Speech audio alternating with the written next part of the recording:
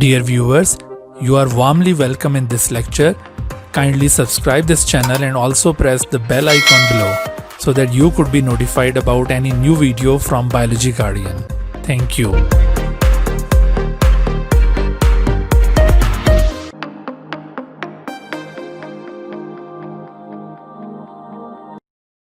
बिस्मिल्लाहिर्रहमानिर्रहीम। जी तो आज हम ये बायोएनर्जेटिक्स के सिलसिले में सेलुलर रेस्पिरेशन का टॉपिक स्टार्ट करने लगे। सेलुलर रेस्पिरेशन, इसको आप किस तरह डिफाइन करेंगे? सेलुलर रेस्पिरेशन क्या होती है? सेलुलर रेस्पिरेशन हमारे बॉडी का एक फंक्शन है और ये एक ऐसी रेस्पिरेशन है जो सेलुलर लेवल पर परफॉर्म होती है। असल में रेस्पिरेशन एक ऐसी एक्टिविटी है जो सेलुलर और ऑर्गेनिज्मिक दोनों लेवल्स पर परफॉर्म होती है, लेकिन वो रेस्पिरेशन जो ऑर्गेनिज्मिक लेवल पर परफॉर्म हो उसे गैसेस एक्सचेंज प्रोसेस कहते हैं।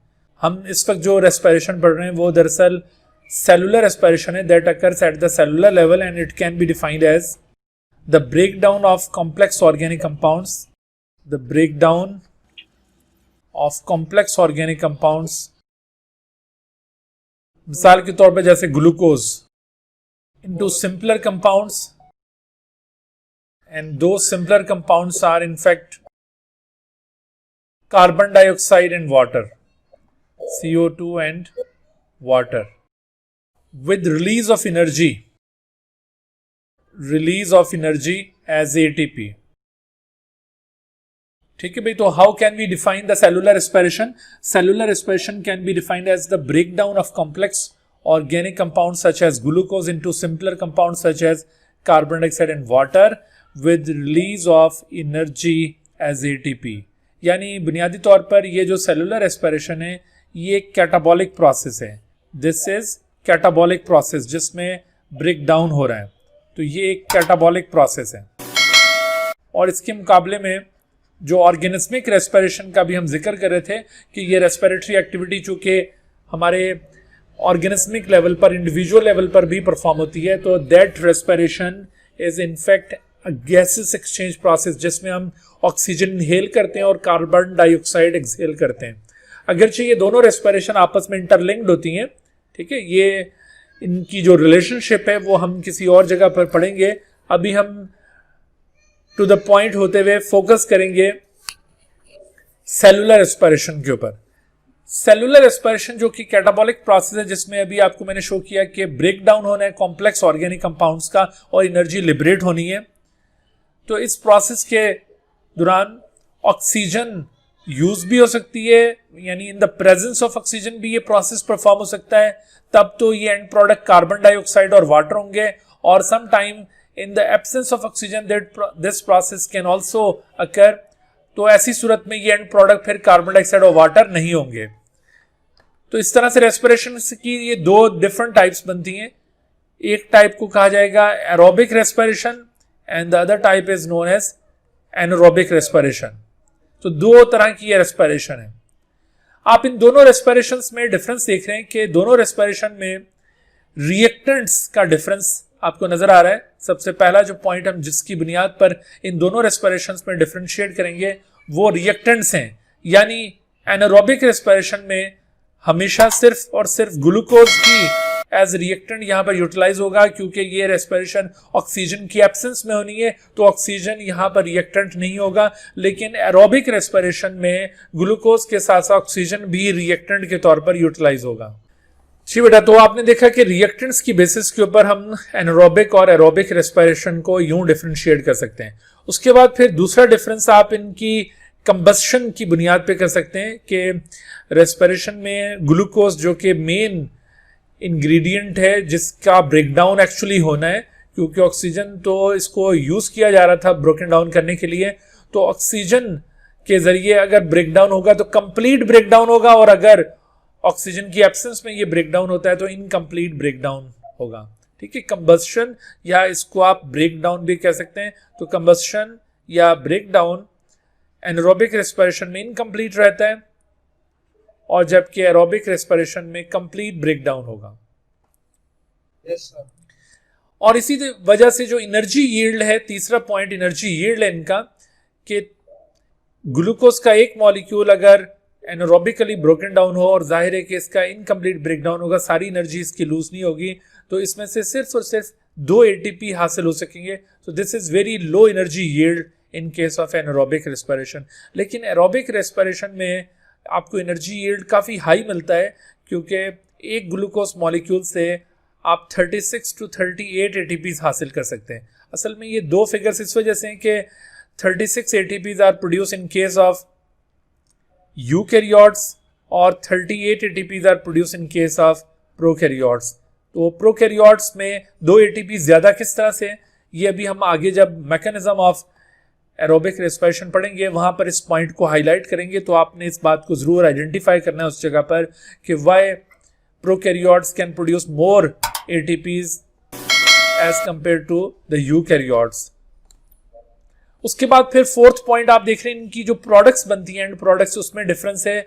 आप अगर एनारोबिक रेस्पिरेशन में देखें तो 2 किस्म की एनारोबिक रेस्पिरेशन है। एक एनारोबिक रेस्पिरेशन जो एनिमल्स में और कुछ बैक्टीरिया में परफॉर्म होती है, उसके एंड पर लैक्टिक एसिड प्रोड्यूस होगा, और ऐसी एनारोबिक रेस्पिरेशन को लैक्टिक एसिड फर्मेंटेशन कहते हैं। और दूसरी रेस्पिरेशन जिसके एंड पर एथेनॉल और कार्बन डाइऑक्साइड प्रोड्यूस होता है, इसे कहते हैं अल्कोहलिक फर्मेंटेशन, और ये यीस्ट के अंदर परफॉर्म होती है। लेकिन एरोबिक रेस्पिरेशन चाहे किसी भी ऑर्गेनिज्म के अंदर परफॉर्म हो, चाहे प्रोकैरियोट में चाहे यूकैरियोट में, हमेशा एरोबिक रेस्पिरेशन की एंड प्रोडक्ट कार्बन डाइऑक्साइड और वाटर होंगे।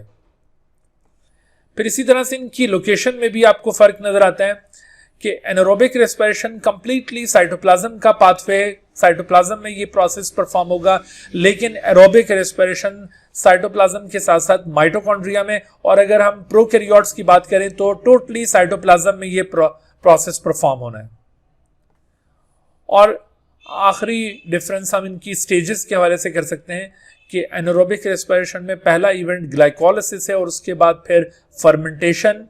तो फर्मेंटेशन 2 मुख्तलिफ अंदाज में होगी, जैसे आपको यहाँ पे शो किया था कि एनिमल्स के अंदर जो फर्मेंटेशन होगी उसे कहा जाएगा लैक्टिक एसिड फर्मेंटेशन, और यीस्ट के अंदर अल्कोहलिक फर्मेंटेशन। तो ये 2 किस्म की फर्मेंटेशन है, एक को लैक्टिक एसिड फर्मेंटेशन कहा जाता है और दूसरी को अल्कोहलिक फर्मेंटेशन। और दोनों में जो फर्दर इवेंट्स इन्वॉल्व होते हैं वो थोड़ा सा डिफर करते हैं। मिसाल के तौर पर जो लैक्टिक एसिड फर्मेंटेशन है उसके अंदर सिर्फ और सिर्फ एक ही इवेंट इन्वॉल्व होगा, दैट इज कॉल्ड रिडक्शन, यानी ग्लाइकोलिसिस के बाद सिर्फ रिडक्शन एक और इवेंट परफॉर्म होगा। लेकिन अल्कोहलिक फर्मेंटेशन में 2 स्टेप्स इन्वॉल्व होंगे। यहाँ पे एक डीकार्बोक्सिलेशन है, पहले डीकार्बोक्सिलेशन होगा, जो ग्लाइकोलिसिस की एंड प्रोडक्ट है उसकी पहले डीकार्बोक्सिलेशन होगी और उसके बाद फिर रिडक्शन होनी है। तो आप स्टेजेस देख रहे हैं, टोटल अब 3 स्टेजेस बन गई इन case of alcoholic fermentation, glycolysis, उसके बाद डीकार्बोक्सिलेशन एंड रिडक्शन। और अगर हम सिर्फ लैक्टिक एसिड फर्मेंटेशन की बात करेंगे तो ग्लाइकोलिसिस के बाद डायरेक्टली रिडक्शन इवेंट परफॉर्म होगा। तो ये आपने स्टेजेस याद रखनी है, ग्लाइकोलिसिस प्लस रिडक्शन और ग्लाइकोलिसिस डीकार्बोक्सिलेशन एंड रिडक्शन। लेकिन एरोबिक रेस्पिरेशन चाहे किसी भी ऑर्गेनिज्म में हो, एरोबिक रेस्पिरेशन में पहली स्टेज ग्लाइकोलिसिस है, दूसरी स्टेज लिंक रिएक्शन या इसको ऑक्सीडेशन ऑफ पायरुवेट भी कहा जाता है, this is also known as oxidation of pyruvate. Pyruvate असल में ग्लाइकोलिसिस की एंड प्रोडक्ट होती है, तो इस पायरुविक एसिड या पायरुवेट की ऑक्सीडेशन होगी लिंक रिएक्शन में, उसके बाद फिर क्रेब्स साइकिल और इलेक्ट्रॉन ट्रांसपोर्ट चेन। इस तरह आप ये एरोबिक और एनारोबिक रेस्पिरेशन के दरमियान डिफरेंशिएट कर सकते हैं। शॉर्ट क्वेश्चन में अक्सर ये डिफरेंस पूछा जाता है, तो कम से कम 3 पॉइंट आपको जरूर वाज़ेह तौर पर क्लियर हो कि एरोबिक और एनारोबिक रेस्पिरेशन किस तरह से डिफरेंट है। और इसके अलावा जो आपको ये यहाँ पर पॉइंट्स बताएं तो इनके लिहाज से यूँ स्पेसिफिक डिफरेंस भी आपसे पूछा जा सकता है कि differentiate the reactants of aerobic and anaerobic respiration, या differentiate aerobic and anaerobic respiration on the basis of the degree of combustion या on the basis of the energy yield या products। तो इस तरह से specific difference भी आपसे पूछा जा सकता है। Yes, sir. हाँ जी, तो उसके बाद हम आगे बढ़ते हैं। देखिए अभी हमने यहाँ पे देखा था कि चाहे रेस्पिरेशन एरोबिक हो या एनारोबिक हो, हमेशा जिस मॉलिक्यूल का ब्रेकडाउन होता है वो मॉलिक्यूल कौन सा है? कॉम्प्लेक्स। उसकी मैंने, हाँ, ऑर्गेनिक कॉम्प्लेक्स मॉलिक्यूल, उसकी मैंने अभी एग्जांपल आपको बताई थी कि सच एज, जैसे एग्जांपल मैंने अभी डेफिनेशन में आपको पॉइंट आउट की है, आपने नोट की। रेस्पिरेशन चाहे एरोबिक हो या एनारोबिक हो, मोस्टली कौन सा मॉलिक्यूल है जिसकी शामत आती है? ग्लूकोज। गुड। तो ये जो ग्लूकोज मॉलिक्यूल है, ये ग्लूकोज मॉलिक्यूल रेस्पिरेशन का सबस्ट्रेट कहलाता है। ग्लूकोज को रेस्पिरेटरी सबस्ट्रेट भी कहते हैं, रेस्पिरेटरी सबस्ट्रेट, या इसको रेस्पिरेटरी फ्यूल भी कहा जाता है। रेस्पिरेटरी सबस्ट्रेट और रेस्पिरेटरी फ्यूल। तो रेस्पिरेटरी सबस्ट्रेट या रेस्पिरेटरी फ्यूल भी इसे कहते हैं। अच्छा, ग्लूकोज, अब ये डिफरेंट जो अभी पाथवेज मैंने बताया था, एरोबिक पाथवे है, एनारोबिक पाथवे, और एनारोबिक में भी फर्दर दो। तो ग्लूकोज की फेट क्या होगी, यानी ग्लूकोज ने आगे किस किस तरह से डिफरेंट मॉलिक्यूल्स में कन्वर्ट होना और कौन सी स्टेजेस आनी है। तो यहाँ पर हम एक ओवरव्यू देखते हैं, उसके अंदर आपको बताते हैं कि ग्लूकोज की डिफरेंट रेस्पिरेटरी पाथवेज में फेट क्या होगी। यानी इसको आप यूं कह सकते हैं कि this is an overview of the respiratory pathways, या फिर इसको आप यूं भी हेडिंग दे सकते हैं कि the fate of glucose in different respiratory pathways. Fate किसे कहते हैं? किस्मत। Fate of glucose in different respiratory pathways. ठीक है, डिफरेंट रेस्पिरेटरी पाथवेज में ग्लूकोज की फेट क्या होगी, ये हम देखने लगे। अच्छा, आप देख रहे हैं कि ग्लूकोज पायरुवेट में सबसे पहले कन्वर्ट होता हुआ नजर आ रहा है, and this conversion is known as glycolysis. ठीक है, glycolysis is the conversion of glucose into pyruvate. This is the first breakdown of glucose into pyruvate in a respiratory pathways. तो ये जो पहला ब्रेकडाउन आपने देखा ग्लूकोज का पायरुवेट में ब्रेकडाउन, जिसे ग्लाइकोलिसिस भी कहा जाता है, this is common step of all respiratory pathways. क्योंकि चाहे ऑक्सीजन मौजूद हो या ऑक्सीजन मौजूद ना हो, ग्लाइकोलिसिस मस्ट अकर। तो ये एक कंपलसरी इवेंट है, ये लाजमी होता ही होता है। तो ये दोनों एरोबिक और एनारोबिक रेस्पिरेशन का कॉमन इवेंट है, इस वजह से सबसे पहले इसको अलग से दिखाया। उसके बाद फिर कंडीशंस मैटर करती हैं। इफ ऑक्सीजन इज अवेलेबल, तो फिर ये जो पायरुवेट बना है इसकी ऑक्सीडेशन होगी। Next event is called oxidation of pyruvate. Oxidation के लिए यहाँ पर आपको ये ऑक्सीडाइजिंग एजेंट नजर आ रहा है, NAD।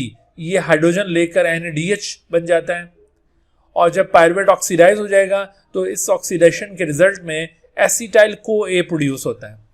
तो आपने देखा कि अगर रेस्पिरेशन एरोबिक है तो ग्लाइकोलिसिस तो होगा ही होगा, उसके बाद फिर ऑक्सीडेशन ऑफ पायरुवेट होगा, जिसके नतीजे में एसिटाइल CoA बन जाएगा। और अब एसिटाइल CoA क्रेब्स साइकिल में दाखिल होता है। क्रेब्स साइकिल में भी इसकी फर्दर ऑक्सीडेशन होती है, फर्दर ब्रेकडाउन होता है, और इस दौरान में कार्बन डाइऑक्साइड भी लिबरेट होते हैं। मुख्तलिफ जगहों पर कार्बन डाइऑक्साइड का रिमूवल यहाँ पे परफॉर्म होगा, और इसके साथ साथ यहाँ पर इनर्जाइज इलेक्ट्रॉन्स रिलीज होंगे। ये NAD इलेक्ट्रॉन्स लेकर हाइड्रोजन लेकर NADH बन जाएगा। इधर ये FAD भी इसी तरह से। तो आप देख रहे हैं कि इस तरह से ये reduced molecule through out the respiration produce हुए हैं। कुछ इस तरह के रिड्यूस्ड मॉलिक्यूल ऑलरेडी ग्लाइकोलिसिस में भी बने हुए होंगे। तो ये सारे जितने भी रिड्यूस्ड मॉलिक्यूल्स हैं, अल्टीमेटली फिर ये एक और पाथवे में दाखिल होते हैं। इसको कहते हैं रेस्पिरेटरी चेन, या इसको इलेक्ट्रॉन ट्रांसपोर्ट चेन भी कहा जाता है। इलेक्ट्रॉन ट्रांसपोर्ट चेन, या इसको रेस्पिरेटरी चेन कहते हैं। तो जब ये इलेक्ट्रॉन ट्रांसपोर्ट चेन से ये रिड्यूस्ड कोएंजाइम्स पास करते हैं, इनकी यहाँ पर रेस्पिरेटरी चेन के दौरान ऑक्सीडेशन होगी, and during oxidation energy is liberated in the form of ATP। यहाँ से भी एनर्जी लिबरेट होगी ATP की शक्ल में, यहाँ से भी एनर्जी ATP की फॉर्म में लिबरेट होगी, और इसी तरह से यहाँ पर भी। तो ये जितनी भी ऑक्सीडेशंस देख रहे हैं, इन सभी में केमियोस्मोटिकली ATP विल बी प्रोड्यूस्ड। तो इस तरह से एरोबिक रेस्पिरेशन में टोटल कितने स्टेप्स इन्वॉल्व हो गए? Number 1 glycolysis, number 2 oxidation of pyruvate, number 3 Krebs cycle, and number 4 the respiratory chain. ये आपने एरोबिक रेस्पिरेशन के स्टेप्स याद रखने। यानी अगर आपसे कहा जाए कि draw a concept map to show the fate of glucose in aerobic pathway, ठीक है, डिफरेंट रेस्पिरेटरी पाथवे के बजाय सवाल ये बनता है कि draw a concept map to show the fate of glucose in aerobic pathway. तो आपने ये कॉन्सेप्ट मैप इस तरह बनाना है कि ग्लूकोज को पहले पायरुवेट में कन्वर्ट होता हुआ दिखाना है, ग्लाइकोलिसिस इसको हेडिंग देनी है, फिर पायरुवेट से एसिटाइल को ए शो करना है, इसको ऑक्सीडेशन ऑफ पायरुवेट कहना है, फिर उसके बाद क्रेब्स साइकिल दिखाना है, और उसके बाद फिर इन रिड्यूस कोएंजाइम्स की फर्दर ऑक्सीडेशन रेस्पिरेटरी चेन में दिखानी है। तो ये सिर्फ यहाँ से लेकर यहाँ तक ये सारा जो आपको नजर आ रहा है, this is the fate of glucose in aerobic pathway. लेकिन हम इसके साथ ही आपको इधर शो करते हैं कि अगर ये ग्लूकोज की फेट हमने देखनी हो एनारोबिक रेस्पिरेशन में तो फिर वो कैसे होगी। तो आप देख रहे हैं कि बेशक ऑक्सीजन अवेलेबल ना हो तो ग्लूकोज का पहला जो ब्रेकडाउन है इनटू पायरुवेट वो ग्लाइकोलिसिस एज इट इज यहां पर होगा। पहला स्टेप ये कॉमन है। अब जब ये पायरुवेट बन जाता है ना तो ऑक्सीजन की एब्सेंस में अब दो पॉसिबिलिटीज हैं। अगर तो ये प्रोसेस हो रहा है एनिमल बॉडी के अंदर, ठीक है, इन केस ऑफ एनिमल, या फिर in some bacteria and in some bacteria क्या होगा कि ये जो पायरुवेट है इसकी डायरेक्ट रिडक्शन हो जाएगी। ये आप जो NADH देख रहे हैं ना, NADH दरअसल ये ग्लाइकोलिसिस से ही प्रोड्यूस हुए हैं, और ये ग्लाइकोलिसिस वाले NADH यहां पर दोबारा खर्च हो जाएंगे, और ये NADH जब इसको रिड्यूस करते हैं, अपना हाइड्रोजन डोनेट कर देते हैं पायरुवेट को, तो after gaining the hydrogen pyruvate is change into lactate, और हाइड्रोजन लूज करके NADH NAD पॉजिटिव में चेंज हो जाएंगे। तो इस तरह से आप देख रहे हैं कि एट द एंड ये जब लैक्टेट या लैक्टिक एसिड प्रोड्यूस हुआ तो इसे नाम दिया गया है lactic acid fermentation. This event is known as lactic acid fermentation. Lactic acid fermentation ये एनारोबिक रेस्पिरेशन की एक किस्म है जो कि एनिमल्स में और कुछ बैक्टीरिया में परफॉर्म होती है, और इसमें टोटल कितने स्टेप्स इन्वॉल्व हो रहे हैं? Number 1 glycolysis and number 2 is reduction. ठीक है, ये आपने स्टेप्स याद रखने हैं। तो आपसे अगर ये कहा जाए कि draw a concept map to show the fate of glucose in lactic acid fermentation, तो आपको क्या बनाना होगा? आपने पहला स्टेप ये ग्लाइकोलिसिस का दिखाना है और दूसरा स्टेप पायरुवेट से लैक्टेट यानी रिडक्शन स्टेप दिखाना है। लेकिन जब आपको सिर्फ और सिर्फ ये पाथवे शो करना हो लैक्टिक एसिड फर्मेंटेशन का, तो बाकी चीजें ड्रॉ करने की जरूरत नहीं है। आपको फिर ये एक स्ट्रेट लाइन में शो करना है, यानी पहले आपने ये ग्लूकोज से यूं पायरुवेट बनता हुआ दिखाया, और उसके बाद फिर पायरुवेट से आगे आपने ये लैक्टेट बनता हुआ दिखाया। तो आपने यूं इस तरह से स्ट्रेट पाथवे शो करना है। यहाँ तो आपको ये सारे पाथवेज कंपेयर करवाने के लिए इकट्ठे दिखाए ना, इस वजह से आपको ये चीज यूं ऐसे टेढ़ा करके दिखाई हुई है। लेकिन आपने जब ये सिर्फ इंडिविजुअली इस पाथवे को शो करना है तो आप स्ट्रेट ड्रॉ करेंगे। अच्छा, उसके बाद फिर आप देखिए कि अगर ये एनारोबिक रेस्पिरेशन यीस्ट के अंदर परफॉर्म होती है, इन यीस्ट ये प्रोसेस कैसे परफॉर्म होगा? तो यीस्ट जो कि यूनिसेलुलर फंगस है, इसमें पायरुवेट पहले स्टेप पर एज यूजुअल बनेगा, ग्लूकोज ग्लाइकोलिसिस के जरिए पायरुवेट में चेंज होगा, और उसके बाद फिर ये पायरुवेट डीकार्बोक्सिलेशन के जरिए यानी रिमूवल ऑफ कार्बन डाइऑक्साइड के बाद एसिटाल्डिहाइड में चेंज हो जाएगा। नाउ दिस एसिटाल्डिहाइड मॉलिक्यूल इसकी होगी अब रिडक्शन, और इस रिडक्शन के नतीजे में NADH हाइड्रोजन एज यूजुअल यहाँ पे प्रोवाइड करता है, खुद NAD प्लस बन जाता है, और एसिटाल्डिहाइड हाइड्रोजन गेन करने के बाद एथनॉल या इथाइल अल्कोहल में चेंज हो जाएगा। सो इस तरह की फर्मेंटेशन को नाम दिया जाता है alcoholic fermentation. So this alcoholic fermentation occurs in yeast. Alcoholic fermentation कहां होती है? यीस्ट में। ठीक है जी, बात क्लियर हो गई आपको? तो यहां कितने स्टेप्स इन्वॉल्व हैं बताइए जी, गेस कीजिए। How many steps are involved in this pathway? 3। पहला वही ग्लाइकोलिसिस, दूसरा स्टेप यहां पर अब डीकार्बोक्सिलेशन, और तीसरा स्टेप रिडक्शन। गुड। तो जब आपसे ये सवाल पूछा जाए ना कि draw a concept map to show the fate of glucose in alcoholic fermentation, तो आपको ये पहला स्टेप ग्लाइकोलिसिस दिखाना है, दूसरा डीकार्बोक्सिलेशन, लेकिन आप स्ट्रेट लेन के अंदर दिखाओगे इसे, और उसके बाद फिर आपने डीकार्बोक्सिलेशन के बाद रिडक्शन स्टेप को इंडिकेट करना है। ठीक है भाई, क्लियर हो गई। और अगर आपसे ये सवाल यूं पूछा जाता है कि draw a concept map to show the fate of glucose in different respiratory pathways, फिर आपको ये पूरा कॉन्सेप्ट मैप ड्रॉ करना होगा, ये जितना बना हुआ है सारा। या फिर आपसे ये सवाल यूं कहा जा सकता है कि draw an overview of the respiratory pathways, उसमें आप ये पूरा एक ओवरव्यू यहाँ पे शो करेंगे। Yes, sir. अच्छा, तो कौन सा स्टेप ऐसा है जो तमाम रेस्पिरेटरी पाथवेज में कॉमन है? Glycolysis. Well done. और इसी तरह से लैक्टिक एसिड फर्मेंटेशन और अल्कोहलिक फर्मेंटेशन में कौन से स्टेप्स कॉमन है? Reduction and glycolysis. And glycolysis. अब ग्लाइकोलिसिस को भी कंसिडर करेंगे। ग्लाइकोलिसिस के साथ रिडक्शन, ये दो स्टेप्स इन दोनों फर्मेंटेशंस में कॉमन स्टेप्स हैं। ठीक है भाई, यहां तक बात क्लियर हो गई?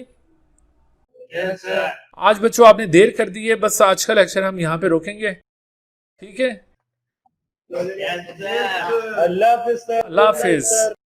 Dear viewers, thank you for watching this video. If you have not subscribed this channel, kindly subscribe it and also press the bell icon below so that you could be notified about any new video lecture from Biology Guardian. And also do not hesitate to ask any question regarding this lecture. My contacts are shown on the screen. Thank you once again.